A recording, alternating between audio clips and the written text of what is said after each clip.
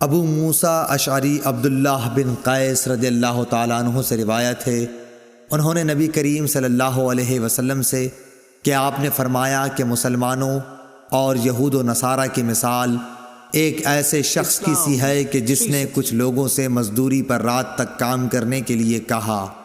انہوں نے آدھے دن کام کیا، پھر جواب دے دیا کہ ہمیں تمہاری اجرت کی ضرورت نہیں، یہ یہود تھے۔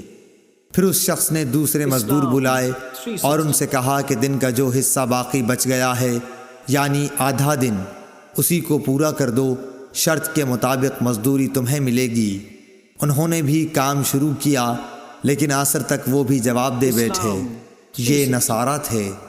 پس اس تیسرے گروہ نے جو اہل اسلام ہیں پہلے دو گروہوں کے کام کی پوری مزدوری لے لی۔